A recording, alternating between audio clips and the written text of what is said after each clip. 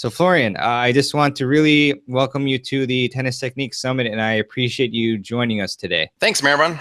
Excited to be here, and always fun to talk about Roger Federer's forehand, of course. Definitely, Florian. Yeah, it's going to be a lot of fun, and we're going to be able to take away a lot of actionable tips and content that we can use to improve our forehand technique. So, fantastic, Florian. I'll let you run with it from here. So I'm gonna throw Roger up here. And first of all, I got to say, we're going to look at some really cool super slow motion here. And I got to say thanks to my good friend Ian Westerman at Essential Tennis, who generously provided some of this footage. Definitely recommend you check out his channel. He's got the best super slow motion footage of all the pros. Yeah, so let's look at Roger here, and I'm just going to talk about a couple of fundamentals that I think are really important. And then we're also going to talk about typical problems that we see a lot. We teach a lot of group clinics, and we help players improve their technique. So we mostly club players, and so we very much know what the typical common problems are. So everything starts with the grip, and Roger, of course, has a conservative grip, as most of you probably know. His index knuckle is on bevel 3.5. That's often called a modified Eastern grip. Index knuckle on bevel 3 would be an Eastern grip, and then 4 would start to be semi-Western. Now, this is an excellent grip, especially for club players, because it allows you to generate enough topspin, but at the same time, you can still flatten out the shot, and it also has a lot of advantages when you're dealing with a return of serve or when you have to deal with fast shots coming at you. So we generally recommend a grip similar to what you see Roger use here for club players. Index knuckle on bevel 3.5 or 4 is great. Those are the grips that we usually recommend. We do think club players should stay away from extreme grips, like the kind of grip that Rafael Nadal uses, for example. All right, so as you can see here, Roger is in a split step.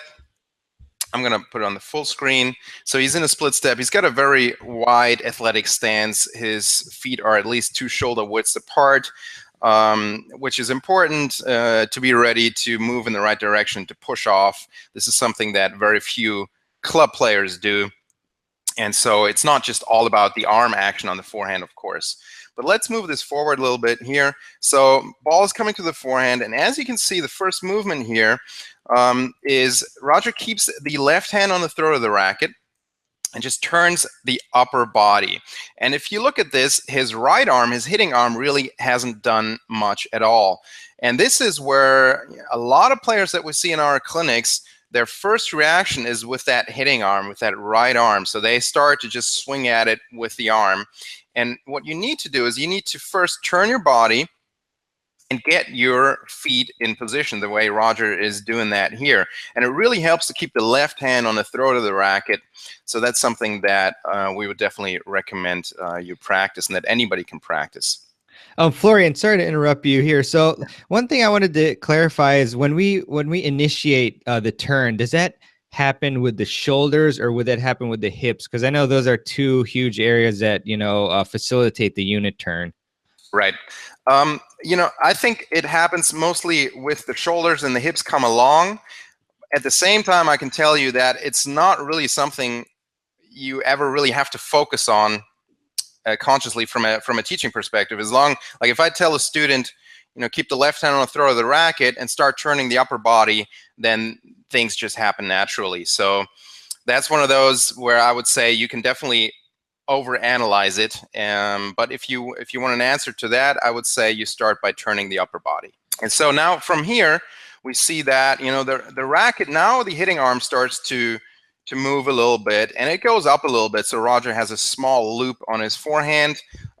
It's not too big. As you can see, the hitting hand doesn't go above shoulder level. That's a good guideline that we also recommend. We do see a lot of players that take that hitting hand too high, and it just takes too much time, and you don't get additional racket head speed from that. So small loop here. And now Roger drops the racket. And this is, of course, not a kind of average shot. This is a difficult shot on the run. Roger drops the racket into what we would call the slop position. And I'll show you this a bit closer on a different shot in a minute.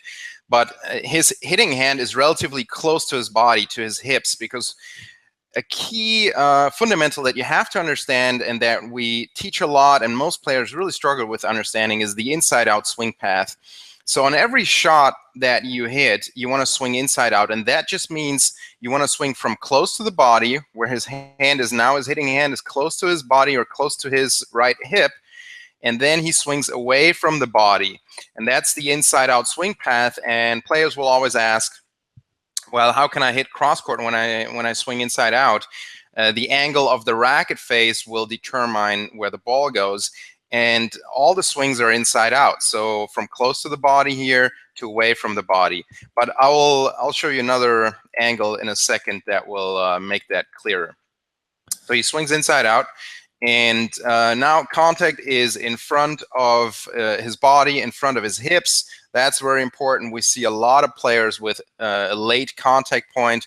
Now, of course, if you have a late contact point, then you need to look at what happened before. Something obviously went wrong. We see a lot of players that take the racket too far behind their back, meaning now if you're in Roger's position to the left side, that's often a cause for a late contact point. Oftentimes, we also see players that are just where the arm action and the body are not in sync.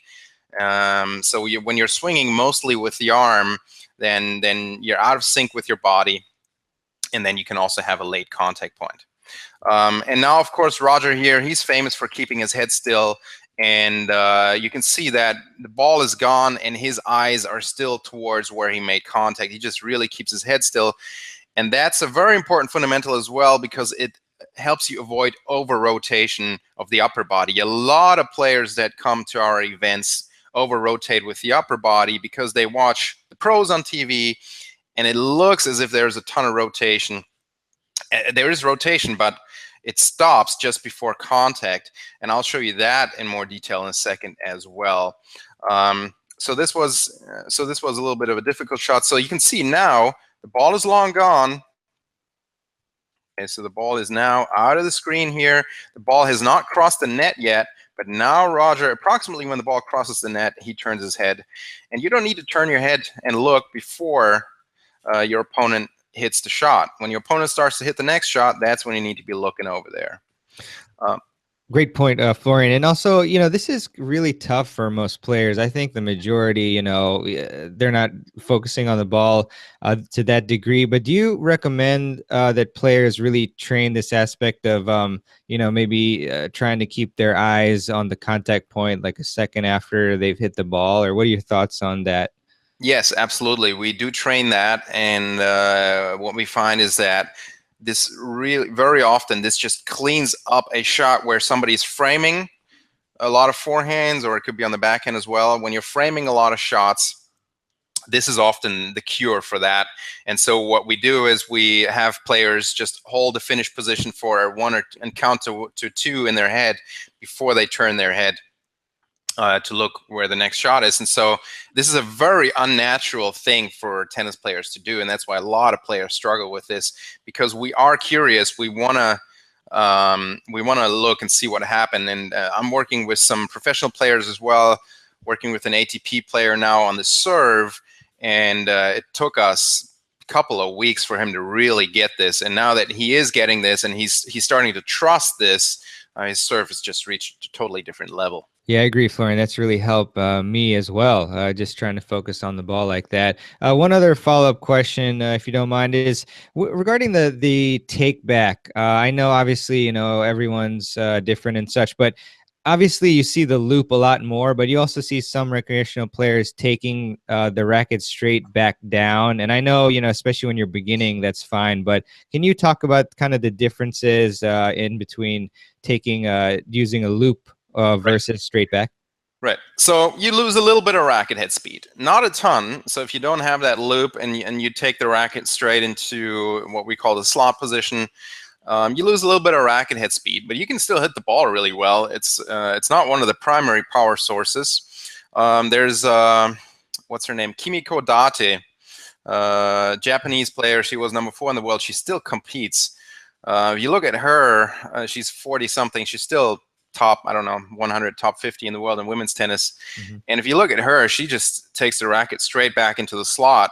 And, you know, she can still hit the ball really well. Like, yeah, she lacks a little bit of speed compared to, you know, the other top women these days. But so in terms of simplification, it can definitely work. I don't really teach it because we want that additional racket head speed. But if somebody's hitting the ball well that way, then it can certainly, you can certainly stay with that. All right, so let's look at the other angle here, which I think is much better to show you some of the. All right, so this is a great slow motion here from the front. Let me put it on the full screen. Okay, so and one thing we see here is if you look at Roger's hitting hand, it is relatively close to the body, and that is important because he needs to get into what we call the inside position. Okay, so this right here, look how close his arm now is to the body. That's what we call inside position, and now he swings outside to contact. So it's an inside out swing path, which I know is a difficult concept to understand. When I first learned about this many years ago, it took me a while to really get this concept, but it's very important. So when we go back to the take back here, it is important, in my opinion, to not take that right arm too far away from your body, because then it takes more time and becomes more difficult to get into that inside position. So Roger drops the racket here. So we call this the slop position. It's close to the body, and it's underneath the level of the incoming ball. Obviously, how much you swing up really varies depending on the kind of shot that you hit. A good guideline is approximately a 30-degree upward angle, and we can take a look at that from the side here in a second, so you get a better idea of that. Now, one topic that, of course, with Roger, everybody's gonna want to know is what's going on with that wrist, right? And we see Roger here in a position where you can see the tip of the racket is pointing to the right side, to the right fence. This is an advanced position, and this allows him to now, as he swings forward, and this is important, as he swings forward, he flips that racket back, and you can see that the tip was pointing to the outside, and now it's pointing to the other side behind him. Now, this is in a warm-up, so he's not maximizing this angle. If he's hitting at full speed, the tip would point even further to his left. Now, what happens is, so he stretches the muscles around the wrist, the forearm muscles, puts them on stretch. It's the rubber band effect, stretch shortening cycle, lag, a lot of terminology being used for this stuff. And it is crucially important for professional players. In men's tennis, everybody's doing this nowadays. I think I saw the other day David Goffin. He lacks a little bit of power on his forehand, and he doesn't quite really have this yet. He's one of the few, but really all the men are doing this, and it maximizes racket head speed. Now, that being said, should everybody copy this, especially at the club level? And my answer is definitely no. It's more important in the beginning to have a stable wrist position, and I'm actually going to go to the side angle here.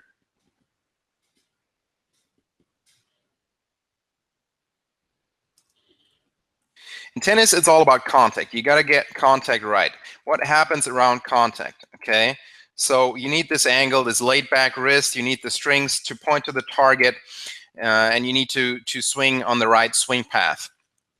And for club players, it's often much easier to keep the wrist relatively stable in this kind of a position before and after contact.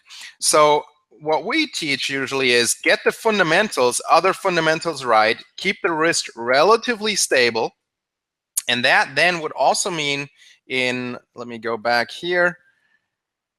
So in this position, let me go back 1 second. So instead of having the tip of the racket point to the right side, on a more intermediate level, players will have the tip of the racket point to the back fence, and then you kind of keep that angle. It's not stiff and it's not rigid, but it's relatively stable.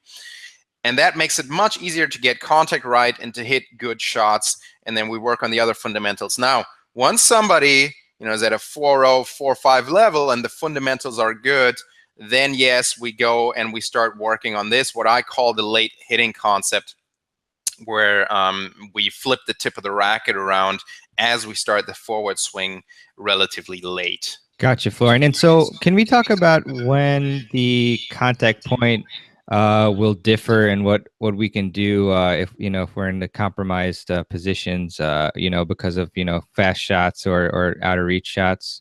The way we teach, it's about the fundamentals, getting that right, and then the adaptations to different kinds of situations become easy. In my opinion, this idea that every shot is different is really a myth. When you look at Roger's forehand, I see the same fundamentals that he uses in all these situations. We see him swing inside out. We see him keep his head still. We see him use his body, rotating the upper body, and so forth. And so the fundamentals are always the same. And then when you get the fundamentals right, the adaptations become relatively easy. So that's the kind of philosophy that I have there. Gotcha. That's great. So let's do this. Let's look at this side angle again. And I think here's another very important point. So looking at it from the side angle, you see the left hand is on the throat of the racket. We see that small loop here. The things that we discussed, tip is now pointing to the outside. That's that advanced movement.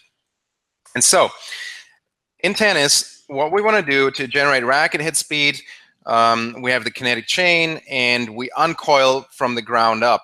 And what we see here is, look at Roger's shoulders, his upper body. So he's uncoiling to contact, and you see that now most of the uncoiling has happened. If you look closely at the line of his shoulders, that there's not a lot of rotation happening anymore. Look how still that is here around contact. Okay, and that is something that really messes a lot of club players up, because they see Roger hitting certain kinds of shots, like when he deals with higher balls, and then afterwards we see his right shoulder come around a lot, and then they think they have to throw their right shoulder around, and that really messes you up. So we see here the uncoiling of the shoulders happens, and now that uncoiling stops and all the energy gets transferred to the arm. If the uncoiling doesn't stop of the shoulders, then we can't accelerate the arm to the maximum extent. Okay, so if you look at this again here around contact, look how there is almost no rotation anymore. And of course, this is the kind of shot where that is extreme. We can look at some other shots here to show you the same thing. Let me go back to this here. I think this first one we had. Let's look at this.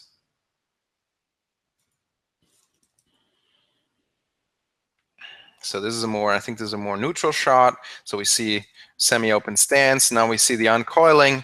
And look at this again. There's very little rotation in the upper body around contact here. That happened, the uncoiling happened before the ball goes. And look, now that right shoulder comes around, but around contact, there's very little of that. Yeah, I like that, Florian. It's really important, again, to just notate how, there's not as much rotation as it may seem with the body. So that's great. Now, going back here, actually, to this shot here, I think it's important to look at this. This is the advanced movement that we talked about with the tip of the racket and flipping around. What happens is that in this kind of a situation, Roger cannot use all the power sources that he could on a normal shot. And so you see players like Roger hit these phenomenal shots very fast, a lot of speed on the dead run. And that is only possible if you get this right. So the tip here to the outside, now it's flipping back. He's pre-stretching the muscles in the forearm. And that's how he can really still accelerate a shot like this, where he can't really use some of the power sources like the coiling and uncoiling of the legs and upper body as much as he would in other situations. And so the recovery steps that he took there also, do you mind just going through in general what type of those steps are technically? Yeah, so let's run through this. So before we look at the recovery, we have to talk about balance. Sure. So Roger really here, if you look at this, look how upright his upper body remains. He's not leaning. And that's, he stays in difficult situations. High-level players stay in balance. And club players at this point would probably be leaning a lot more to their right with the upper body, and then would be off balance, and then will be much harder to recover. So it starts there. If you just look at how he keeps his upper body so upright and quiet here, it's really impressive. Mm-hmm. So it starts with that. Now, so he ends here, and now he's way out of the court. He needs a crossover step in front here. And again, this is where we see a lot of club players use just shuffle steps. So you want to use these crossover steps to cover bigger distances, and then you use more of a shuffle step to cover smaller distances. And you'll see, like Roger here, for example, now he's setting up for the next forehand, and again, he crosses over in front. This is the kind of movement you will not see club players use very often. And actually, let's look at this here. I think this is a higher bouncing ball. So again, if you look around contact, the upper body is relatively quiet here. There's not a lot of rotation happening, okay? All the energy is being transferred into the arm. And then he goes for a reverse finish here. That's obviously something that Nadal uses a lot, but all players should use this in certain situations. Great stuff, Florian. And I'm sorry to back up a bit on the stroke. One thing I noticed with Roger is that for him, when he's in the backswing phase, his racket is completely pretty much parallel to the ground. And I was just wondering, is that a function of the grip, and is that something that, yeah, exactly, is required, you think, or is suggested by you to the players? Yeah. So basically, we would usually see this more with an extreme grip. Roger doesn't have an extreme grip. Mm-hmm. So it is not something that is required. Now, we do focus on that when we work with players on the advanced stage of getting the tip to point to the outside here. Okay, because then naturally, when you get to the tip to point to the right side here, that's when this will happen more often. When you're more in what I would call an intermediate forehand technique, where the tip is now pointing to the back fence, then the strings usually point a little less down. So it's not something that really has to happen. Like you look at somebody like Juan Martín del Potro, and you won't see any of this. Mm-hmm. Yeah, so it's not something that you really want to consciously focus on. Now, what we do focus on closing the racket face here is when we have a player that has the racket face too open and that misses shots long. The way we teach in the OTI system is that we're always looking for ball flight oriented solutions. And what does that mean? That means I look at somebody's forehand, I look at where they are missing the shot, or what is the ball not doing that we want the ball to do. So for example, if somebody has an open racket face on the backswing and then they come to contact with an open racket face, the balls are going to fly long every time they try to hit the ball hard. So then we exaggerate the correction, and then we do focus on the strings pointing to the ground here in this position. So it's very much it very much depends on where you are at with your individual forehand, and that's my whole philosophy. Is we can copy the fundamentals, but to get a really good result, to improve your forehand quickly, we need to look at the individual movements or problems in your technique that are resulting in the ball doing what it does, and then we need to fix that. Awesome, Florian. And one other follow-up question. I kind of remember one coach suggesting, and this may not make a difference perhaps, but he wanted me to basically have my hand instead of facilitating the turn and pointing to the side like Roger, he suggested that the hand left non-dominant hand actually be pointed at the ball. So kind of you're pointing straight at where the ball is going to be. So it's less closed, of course. And I was just wondering, because this, looking at him, Roger here, reminded me of that, what your thoughts are on the function of the left hand or the non-dominant. So when you do what Roger does here, where the left hand is parallel to the baseline, it facilitates more body turn, and that can, of course, lead to more racket head speed. So in my view, that's a more advanced model, a better way to do it. Now, that being said, with beginners, when you teach a beginner or somebody that's really not played that much or is not at that high of a level, when you tell them to get that arm to parallel to the baseline, that can make things more complicated. It's all it's all about getting contact right. It's about getting the strings to point to the target, get the racket face vertical at contact, swing low to high. And then as you get better, you want more racket head speed there. So it's all about getting contact right.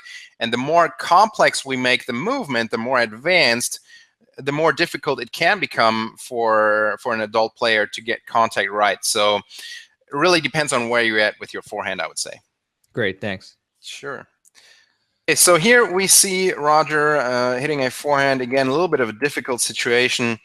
One thing that's interesting to look at is if you look at his right leg, look how stable he is on that leg and how much leg strength he has there. And leg strength is just crucial for tennis. So, if you want to play at a high level, you got to develop strong legs. But what I really want to talk about here is contact. So let's look at this here. Really good super slow motion from Essential Tennis. So if we look at contact here, we can see that the racket face is pretty much vertical or straight up and down. And that's what should be the case for most players. Now, I can certainly show you forehands where Roger's racket face is slightly closed, so something like 5 degrees closed as well. That is a result of the incredible amount of racket head speed he has, though. If you have your racket face closed 5 to 10 degrees at contact and you're swinging at a 3.5 player racket head speed, the balls are just going to go in the net. So racket face vertical at contact is the general guideline. That's still true here. And we see more and more of these really high-level players, because of the increase in racket head speed, we see them have the racket face closed a few degrees at contact at times. But again, it's all about, and we see that his racket closes here after contact, actually. I'm not sure if he hit this ball 100% clean. Hard to say here. And Florian, sorry. So when the racket head is closed a few degrees, does that pretty much always result in a bit more topspin, or not necessarily? It does result in more topspin depending on the racket head speed, right? So we want, like, the reason these guys are doing that is because with the amount of racket head speed they have, and when the ball is a little bit higher, if the racket face were vertical at contact, the ball would just fly long. So then they just close it a little bit to make sure the ball still goes in because of the topspin. Gotcha. And I think we can talk a little bit here as well about stance. Roger, you'll see him use a lot of neutral stance around the middle of the court. So right here, obviously, this is a short ball. Neutral stance is what we refer to when that left foot is approximately in line in front of that right foot. And that's how we teach fundamentals. When we work with players on fundamentals, we want them to use a lot of neutral stance. Now, with more extreme grips, you're going to see more open stances.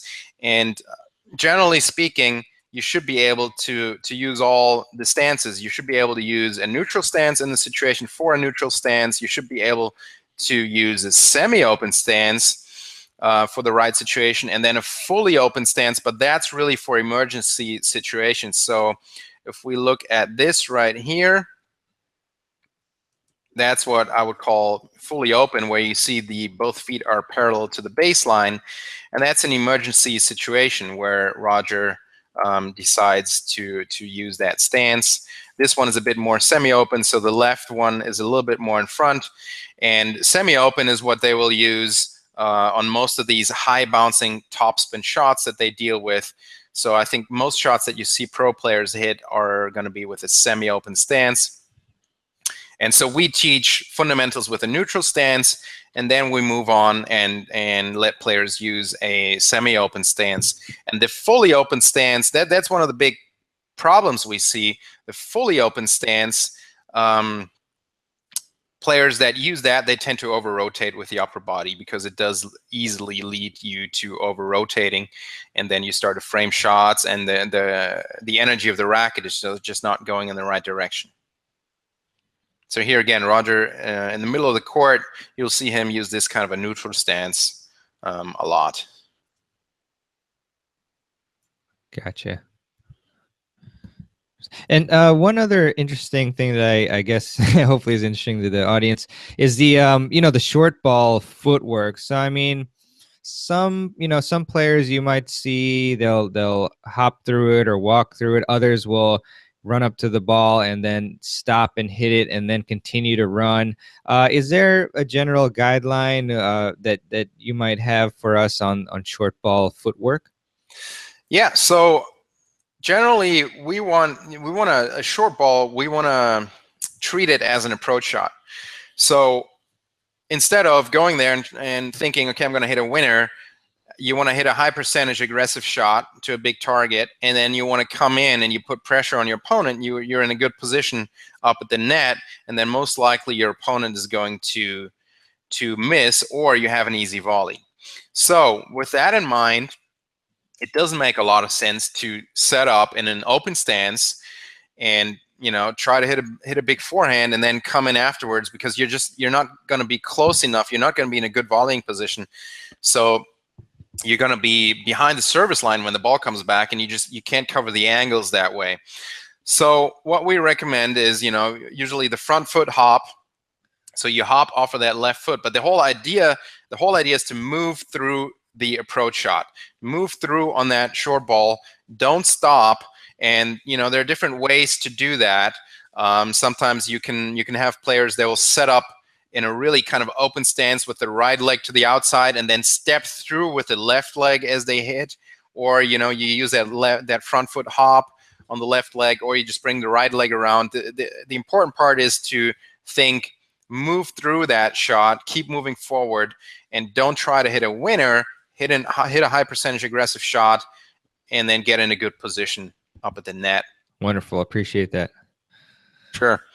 And then I think, the last thing maybe to talk about here is the finish position, because there is, of course, a lot of confusion with that as well. A lot of people talking about the windshield wipe or forehand, that sort of stuff. So if we look at Roger here hitting a very basic shot in a warm-up, take a look right here where his hand comes out. His hand comes out at around eye level, and that's what we would call a high finish. And a lot of players have that misconception that the finish is somewhere around the hip, and that's just almost never the case. That can maybe be the case when you're really trying to hit a short angle.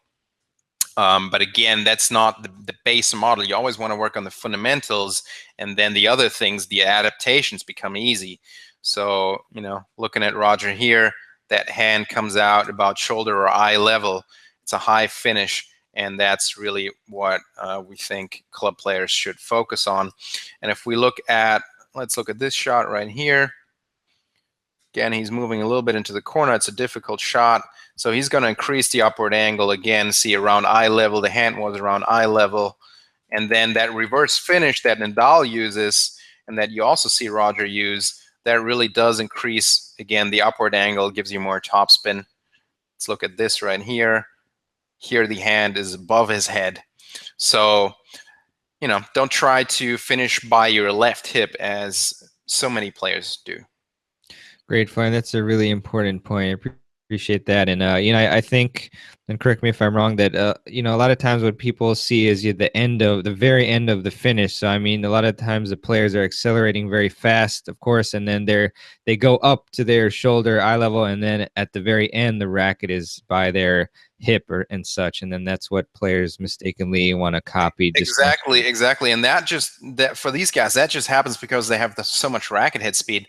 If you don't have so much racket head speed, you don't even need to end up there. You can just end up at eye level or shoulder or wherever, depending on the situation. And when you have the kind of racket head speed that these guys have, then you probably don't need to watch this video. Yeah, well, I think we all have to watch this one, and this is just amazing. And obviously, thanks a lot to Ian Westerman and Essential Tennis for the really fantastic video, and to you for showing it as well. If a couple perhaps follow-up questions for you. You talked about this a little bit in the beginning, but what are a couple of really the biggest mistakes that amateurs consistently are making on the forehand that we just want to make clear to the audience? Yeah, so if we go from the beginning of the motion here, so in the beginning, the big thing that we see is that players, it's all about the arm. The ball comes to their forehand, and it's all about that right hitting arm. And if you look at the pros, the right hitting arm doesn't really do anything until pretty late. I mean, what happens really is with the hitting arm for the pros, it's all they just get it into this position called the slot position right here. Up until here, almost nothing happens. And if you look at Roger, the grip that he has on the racket, like it would be super soft here. Like he's not squeezing the grip of the racket. Like the racket could almost fall out of his hand. That's how loose it would be here. And that that's one thing that we see a lot. Players just start with taking the right arm back. They swing mostly with the arm, as we call that. They squeeze the grip of the racket. And instead you want to focus on turning your upper body, getting your feet in position, keeping that left hand on the throw of the racket. And now from the slot position here with the forward swing, this is where the right arm really starts to do its work. So that's one that we see a lot. Another one that we see a lot is over rotation.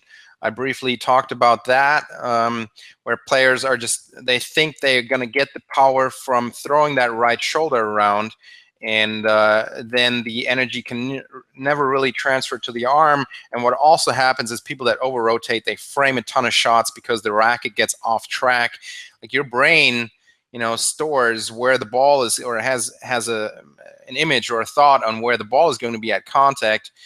And if you keep throwing your right shoulder around, your racket is going to get off track, and you're going to frame a lot of shots. That's a big one.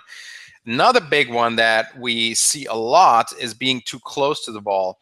Look at Roger here, how much distance there is from his hip to the ball.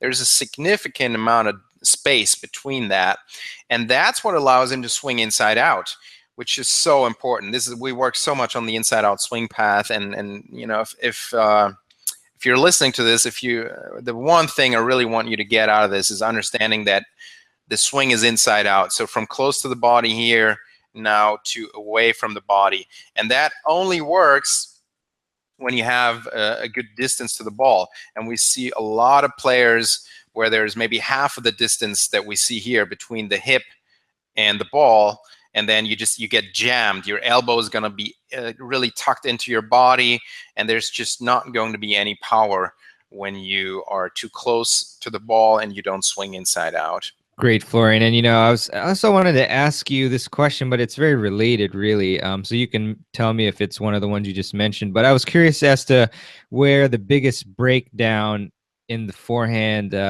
generally occurs. I mean, is that in the beginning, or the take back, or the contact, or where have you seen the most breakdown? What do you mean with breakdown exactly? Well, basically where it causes a stroke to fail. So if you analyze a player and then right. Okay, got it. Yeah. So if you get in this position right here with the right distance to the ball, it's hard to mess the shot up. So we do, most of the mistakes happen before this. So you're either moving your right arm incorrectly. We see the racket face opening up. We see the elbow in incorrect positions. We see the wrong distance to the ball. We see too much rotation early on. We see a lot of things. But if you get into this position, if you're here in the right positions, it's difficult to actually miss the shot. So a lot happens before. Gotcha. That's perfect. Also, Florian, what's one big myth about the forehand that you hear that you'd like to dispel for the audience? Well, I think the biggest myth is that the whole windshield wiper action, you know, like it's all physics. Like look at this right here. What happens around contact? Where does the racket move? The racket moves low to high, and it moves forward, and Roger's brushing up the back of the ball. And that's just based on physics of where the ball needs to go. The tennis court is very narrow, and we're not going to get the ball where we want it to go if we swing across our body to our left around contact. Now, the reason we see the racket on the left side is it's a reaction to the inside-out swing path. So we swing inside out. Now around contact, we swing forward and upward. We brush up the back of the ball. And then as a natural release afterwards, we see the racket moving over here to the left side. And then we can show you shots from Roger where it looks more like a windshield wiper. This doesn't really look like a windshield wiper. But again, if you get this right here, if you swing inside out, if you get in the right positions, and now you swing forward and upward here, naturally the racket will release to where it should release. So then some shots you end up with something that looks more like a windshield wiper. But the biggest myth, in my opinion, is players trying to create topspin by swinging to the left across their body.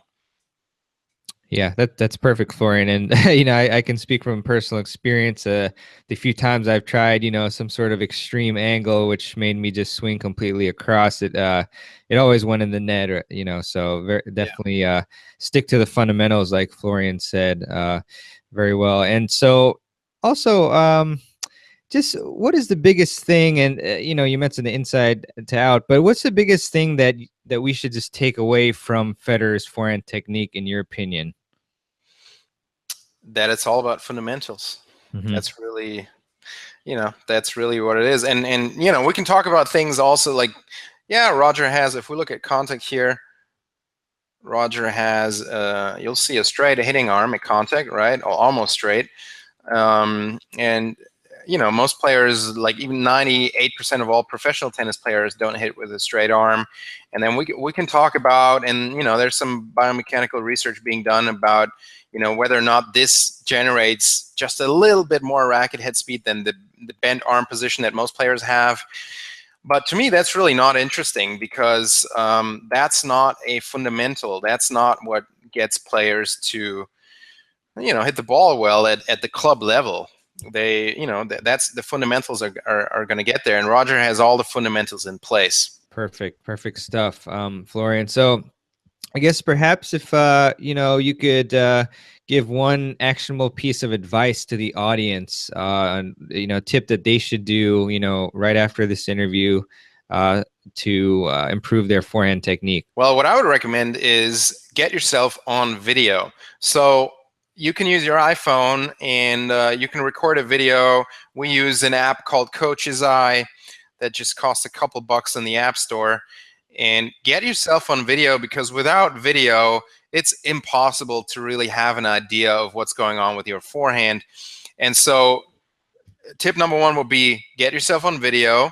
You can get somebody else to just hold the iPhone for you, or you can buy a little stand for it for 20, 30 bucks on Amazon as well.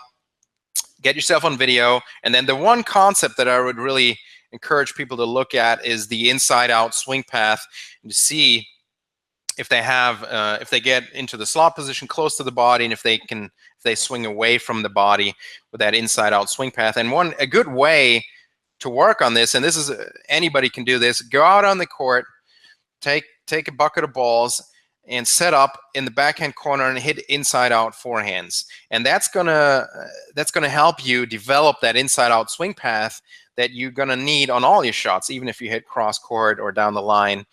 And so if somebody hits really good inside-out forehands, they almost always can also hit really good cross-court forehands or down-the-line forehands. Players that hit cross-court well, or players that don't have a great forehand, they can often hit the cross-court shot decent, but they can't hit inside-out. So you got to have that inside-out swing path. And lastly, maybe also grips are important. So if you have one of these really extreme grips, at the club level, it's really hard. At lower racket heads, with lower racket head speed, it's difficult to make an extreme grip work. So I would encourage players to look at that and maybe try to get away from that. That being said, changing a forehand grip does take some time. For sure, Florian. Well, I mean, just incredible information. Great, slow-mo. Again, thanks to Ian and Essential Tennis, who Ian's also on the summit. Great guest as well. Let's talk about online tennis instruction, Florian, because I mean, your channel and content is one of the ones I've been the most impressed with. I mean, you get hundreds of thousands of views, obviously more than that. And just some great content. So can you talk to us about online tennis instruction? Sure, yeah. So we focus a lot on technique. I do think that technique is the cornerstone of this game, and I do think that most club players can improve the most by improving their technique. And so I've developed a system of how to teach technique, and what we try to do, and we do this with our online courses as well as live clinics. What we try to do is what I call ball flight oriented tennis teaching. So we want to make you hit the ball better. So if you come and take a lesson with an OTI instructor, at the end of that 1 or 2 hour session, you should be hitting the ball better. So we don't try, to look at your forehand and then show you Roger and show you 17 things that are wrong. And now we work on these 17 things, and it's going to take 4 months until you hit the ball better. The goal is to identify the 1 or 2 tweaks to your forehand that will, at the end of the hour, get you to feel, okay, if I do this, then I really hit the ball better. And that's, in my opinion, what technical training should be all about. And so I've developed a system. I'm certifying instructors. We now have 4 OTI instructors. We have Nadim Nasser, who's teaching out of San Diego, California, where you could work with him on these sorts of things. We have Ian Meyer, a tennis teaching legend, who is teaching out of Boca Raton. We have Greg Lasur in Clearwater, Florida. I'm teaching in Munich, Germany, and I also give workshops in London. And we do the same thing with our online courses. So if you join one of our online courses, you can take a video of your forehand, send it to us, and one of us will analyze it, and we will pinpoint these 1 or 2 elements that you need to tweak to hit the ball better. And then we direct you to the right videos and drills within our online courses that will make it easy for you to make these changes. So we're doing the same thing. We're trying to do the same thing as best as we can with our online courses, and then we are offering more and more of these weekend type of clinics and some private lessons as well, so that students can train with this sort of a system. Florian, it's very impressive. I mean, especially, you have your own OTI system, you have instructors under it. And then, I really encourage people, if you're in one of the cities that Florian mentioned, definitely check one of the OTI instructors out. It's fantastic stuff.